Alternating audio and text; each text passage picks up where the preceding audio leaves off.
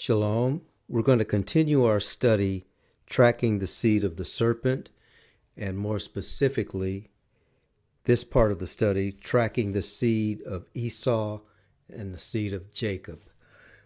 We've spent a couple of sessions talking specifically about Esau. We're going to do one more on Esau, and then we're going to do several sessions on Jacob. As we do the study, we are moving with the understanding that in these times, the Most High's will is being manifested.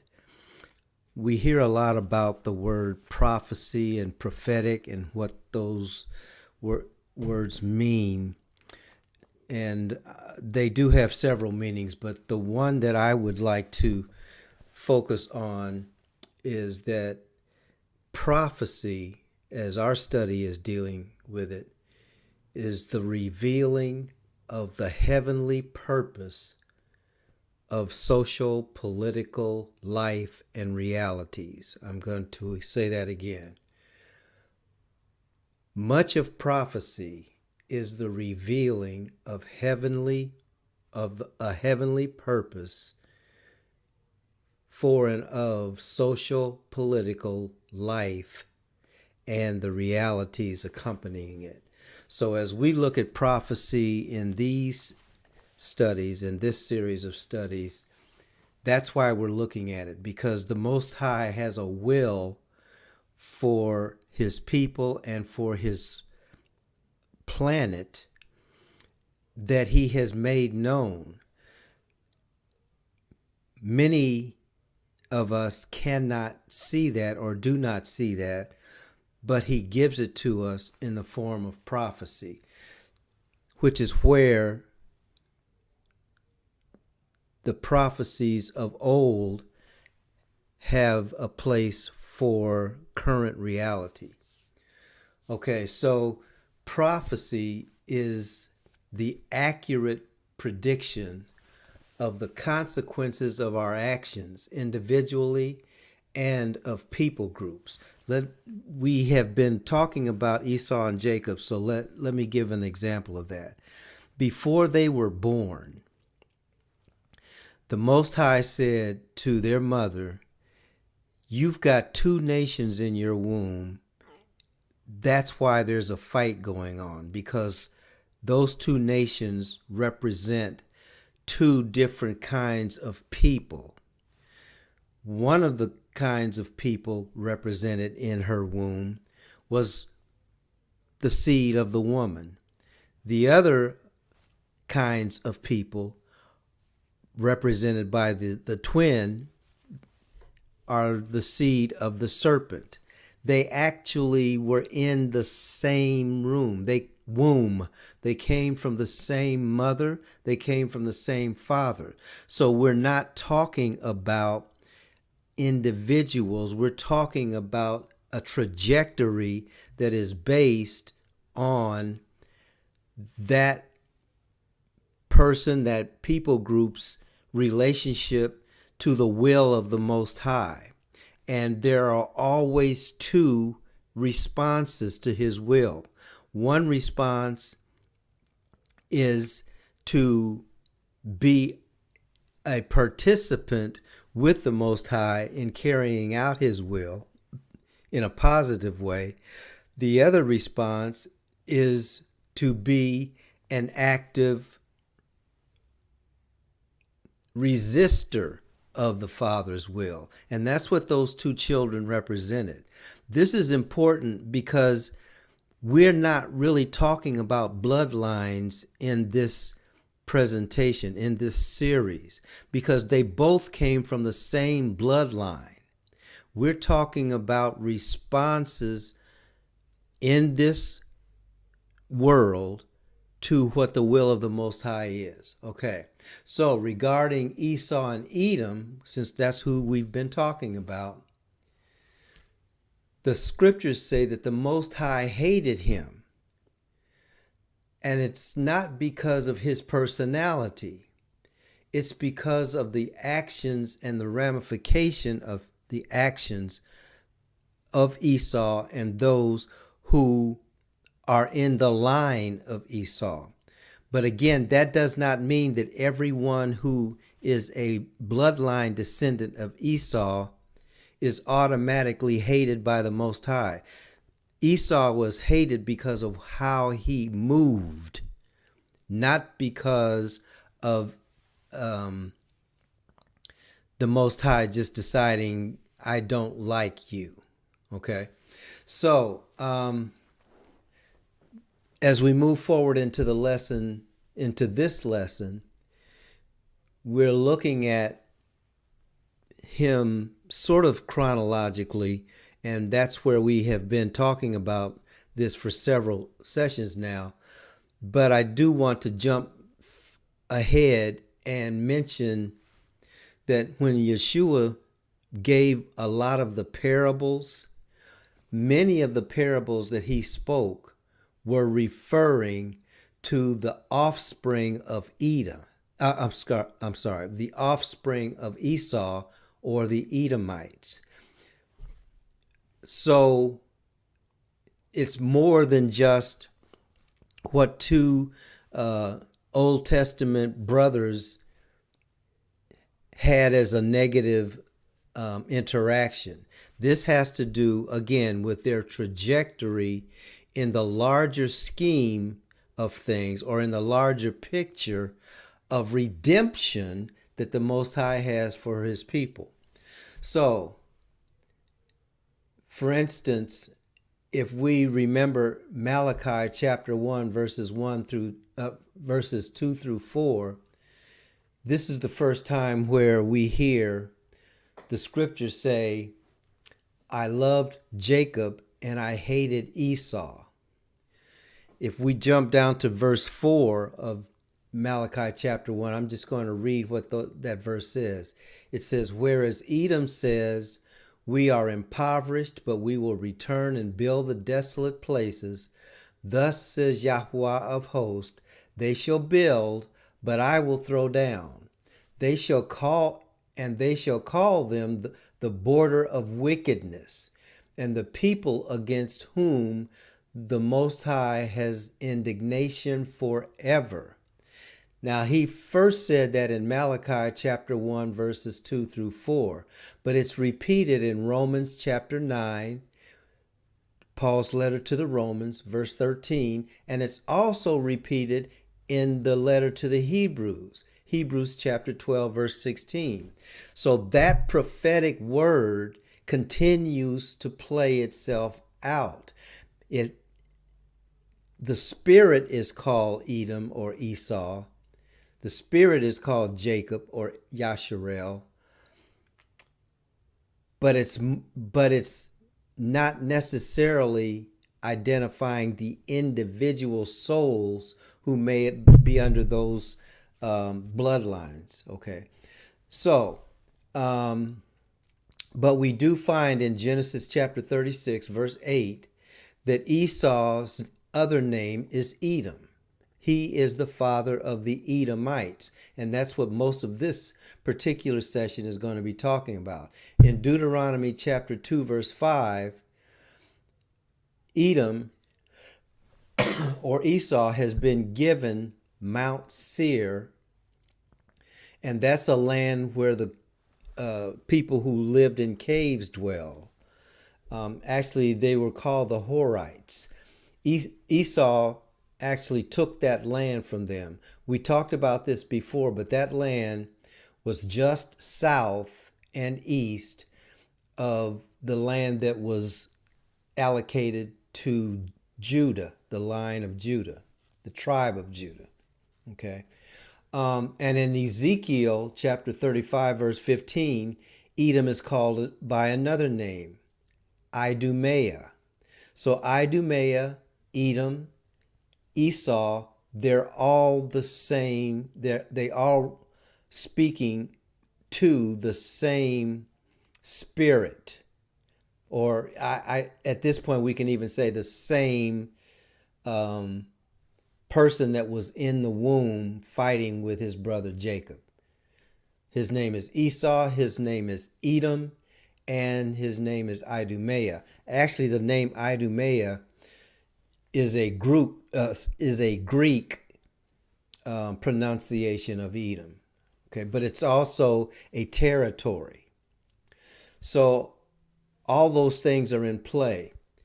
In Jeremiah chapter 49, verse 13, in Amos chapter 1, verse 12, two other names are mentioned, Basra and Teman. Those are both the offspring and the offspring tribes and groups from Esau.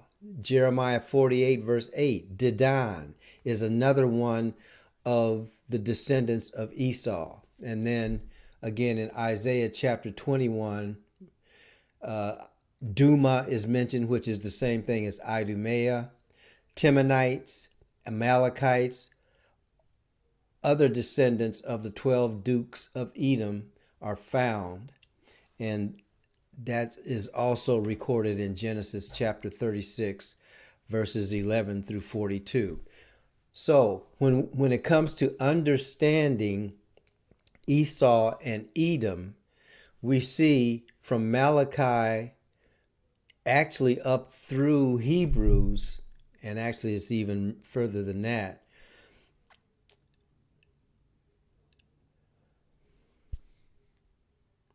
So from these scriptures that are before you now, these are all examples of the seed of Esau, the seed of Edom. And they're listed in those various biblical books, starting all the way in Genesis, coming in through Deuteronomy, the prophets, and then the beginning of the prophets, and then finally the end of the prophets, all talking about Esau. So Esau, the point being, Esau is a major player. That's why we're spending the time on understanding who Esau is.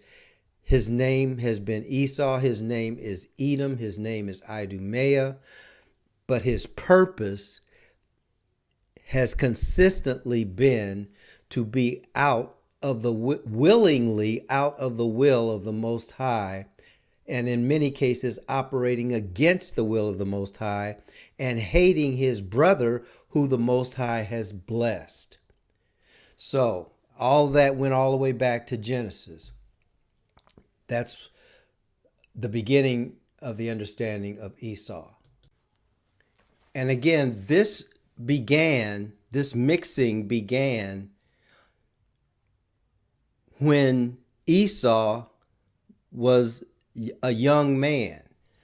He mixed with the Hittites, he mixed with the Canaanites, which were all people groups around the area where he and his family lived. And the Most High's instruction to Esau's parents was, don't mix with these other people, and definitely don't let your children take wives from these other people, because if they do, they're going to worship the same gods that their wives worship.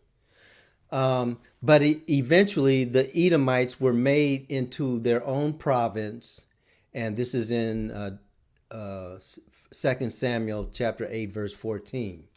Now in the Jewish Encyclopedia, it says that Edomites were incorporated into the Jewish nation, and their country was called Idumea. I talked about that very briefly before.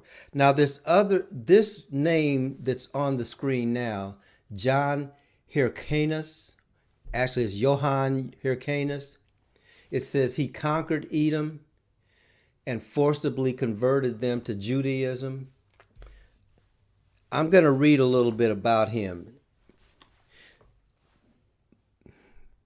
This is where studying scripture and studying the society that produced the scripture has great value. And this is why we keep saying the Bible is not a Western European book. It was not generated, it was not written by Western Europeans. It was not written to Western Europeans initially. It was written to people who lived in Northeast Africa, okay? Or some people say Southwest Asia. But in any case, when those people read scripture, they were reading from their cultural understanding because that's what scripture was written in. One of the things about the Bible in Malachi, between Malachi and Matthew, there is a 400-year time span. And some people have said that there was no word from the Most High in those 400 years. That is not the case, but I understand why people are saying that. But during those 400 years, there were things going on. One of the things that was going on was the people who lived in Judea had been overrun by a number of nations. One of them being, again, the Babylonians, but also the Greeks. And specifically Alexander the Greek. He divided up once, right before he died, he divided up his kingdom into his 4 sons. Okay, one of them whose name was Ptolemy, and that son had jurisdiction over what we would call Northeast Africa, which included Egypt. Now, I'm only mentioning that because during this time, the people who lived in Judea were not necessarily okay with that. Okay, so there were many uprisings. We read about some of them, but some of the uprisings that we know about were not recorded in what we have as the biblical canon, but it is in Maccabees. Okay, there's this family called the Maccabees. So I'm going to read just a little bit about this man named Johann Hyrcanus. He was born 175 BC and he died 104 BC. He was a high priest and a ruler of the Jewish nation from 135 to 134. From 134 to 104 BC. So basically, he ruled he was high priest and ruler until he died. Under his reign, the Hasmonean kingdom of Judea in ancient Palestine attained power and great prosperity, and the Pharisees, a scholarly sect with popular backing, and the Sadducees, an aristocratic sect that comprised the priesthood, became well-defined religious parties. So when we read in the New Testament about Jesus' confrontation with the scribes, the Pharisees, and the Sadducees, those groups actually began to get legs in and around 120 BC, before the Common Era. All right. So, and it was underneath Hyrcanus that happened. Hyrcanus was the high priest. Now, we've talked about in previous lessons how the Most High, when he set up the protocol for his kingdom, he set it up with him being the king. So the highest office in the nation of Yasharel was not the king's office, it was the office of the high priest. And that office was populated by individuals that the Most High, who's the king, appointed. That's how Aaron and his family became the family of the high priest, and eventually became the Cohen, the family of Cohen. Okay, so Hyrcanus was, I'm sorry, Hyrcanus was the son of Simon Maccabeus. Remember that word, the Maccabees. And thus he was a member of the Hasmonean dynasty, so called after an ancestor named Hasmoneus. In 137 BC, he and his brother Judah commanded the force that heroically repelled the invasion of Judea by the Sendible, the general of the Syrian king Antiochus, in 135. Antiochus, In 135, Hyrcanus' brother-in-law, Ptolemy, the governor of Jericho. Remember that name from Alexander the Greek? Okay, this is his son. Okay, so the governor of Jericho assassinated Hyrcanus' father and two elder brothers. Hyrcanus then succeeded to the high priesthood and the supreme authority of Judea. See, that's what we were talking about before. Now, this is all happening again during that period of time in which the Bible that we have doesn't have a record. But it wasn't like society stopped functioning, okay? And a lot of what was going to go on after Malachi and into Matthew is a result of what we're reading here, which is why I'm reading it. So the remainder of his reign was marked by his efforts to punish his enemies, ward off the Syrians, and enlarge Judea's boundaries. Although he struggled in vain to destroy Ptolemy, he successfully thwarted the Syrian incursions by alliance with Rome and conquered the unfriendly neighboring territories of Samaria and Idumea. He forced Idumea to convert to Judaism, the first example of conversion imposed by the Jews in their history. Okay, so why was all of that being read? So that you could see that the reason why Idumeans or Edomites call themselves Jews is because they were forcibly converted to Judaism. It's like what the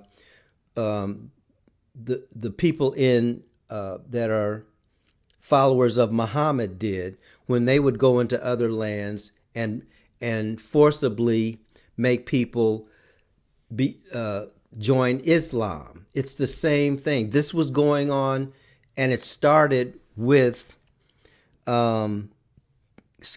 it started with Hyrcanus. Now, one other thing. In another, I think it's in the Encyclopedia Britannica as well, but if you look up Hyrcanus's family, what history tells us is that they were not connected to the Davidic line, nor were they from the tribe of Judah. Okay, so this Hasmonean dynasty that was in a position of rulership of Judea, they weren't Jews either. Okay, so this is the foundation that Yeshua walks into when he begins to do his ministry. So we're going to stop there and then pick up on this story in the next